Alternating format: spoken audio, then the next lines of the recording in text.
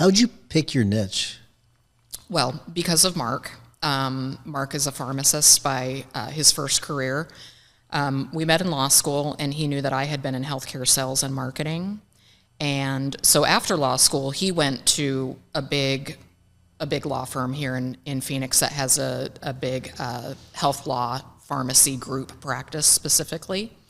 And I went to my brother's law firm, and I ran their Social Security Disability department for a couple of years. And I didn't love that. I learned a lot from my brother about law firm ownership, and he was sort of my mentor. But eventually I called Mark and I said, hey, I just wanted to touch base with you, see what you're doing. And he said, well, I like being at the big law firm, but it's hard to be a 43-year-old associate. I bet it is. Yes. Yeah. And so he says, but the value of being here is that I've learned, there really isn't any magic, and the people here are wonderful and they're very smart people. But I think with our backgrounds, we could do just as good a work. And he said, I know that you would like health law with your background. It's something that I can teach you. It's something different, something new every day. And so that's really what drove the niche of the firm, is his background, his network of people. For a while, we were pulled in-house by a client, and we ran their mail-order pharmacy business here in Scottsdale. Interesting. So that was a very interesting opportunity. For a few years, we did that, and then ultimately we went back to the law firm full-time. Wow, okay. We got to talk about this. I was going to go somewhere else with this. Yeah. But okay, so you have a firm. And I want to get back to the conversation about how it started, but I want to stay on this for a second. Sure. So you have this firm, you started this firm, and then all of a sudden you get this offer to go in-house, and does the firm then dissolve? So no, the firm did not dissolve. I would say that we were dormant for a few years. Yeah. The firm existed as a legal entity, but we didn't have any outside clients. Did you bring all your people with you?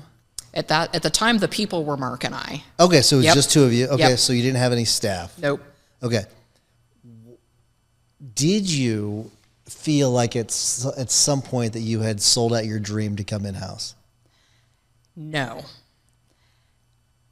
It's interesting. We felt like we were on top of the world to go in-house. Really? Yes, so Mark was brought on as CEO, and then he brought me on as general counsel. And looking back on it, it was such a critical experience to where we are now as law firm owners, because we were actually, for a few years, we were more in the position of our clients, running and operating this pharmacy operation. And we grew it from, one pharmacy in Scottsdale, had to expand in the alley across the street to another pharmacy and a call center here in South Scottsdale, and then building and buying pharmacies all over the country, including one in Puerto Rico, which is fascinating. So it was honestly the best paid education we could have gotten. And I think that's one thing I really value, is the position that it put us in, just to learn, to be exposed to a network of people. And really, it makes us, I think, more sympathetic to our clients, and more, we have a better capacity to understand their business challenges. It's very hard to operate a compliant, profitable healthcare business. And so to understand their challenges and have been in those shoes, and I think that just makes us better external counsel now, because we pride ourselves on giving our clients real answers. This is what the law says, but not just the risk, or this is low risk, high risk, but this is the enforcement position of the regulatory agencies, and this is what we would do if we were operating your business. This is how you can implement it and operationalize it. And so that experience was so valuable. So you weren't just brought in-house, you were coming in and running a company, which is really interesting. I guess how did that whole idea present itself? Like, how did that offer present itself? So when Mark was working at the big firm in Phoenix, they brought on a client that, sort of had an idea about manufacturing and running a pharmacy. And so around the time he and I formed the law firm,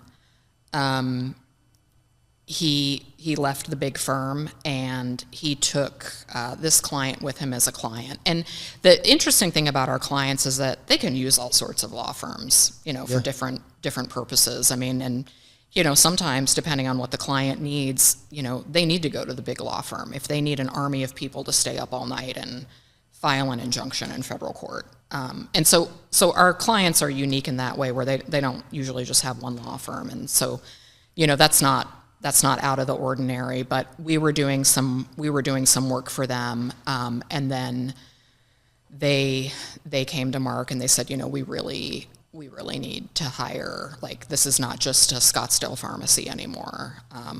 It's and because of certain market forces with the insurance companies that pay pharmacies, they needed to expand their footprint. So that's what brought Mark and I into the fold, and that's how they approached him. What a cool idea! Like what fascinates me is the fact that you two have kind of switched roles, where like now you're running the firm and he's more of legal counsel, which is kind of interesting. Has that dawned on you? Yeah, it's interesting. Yes.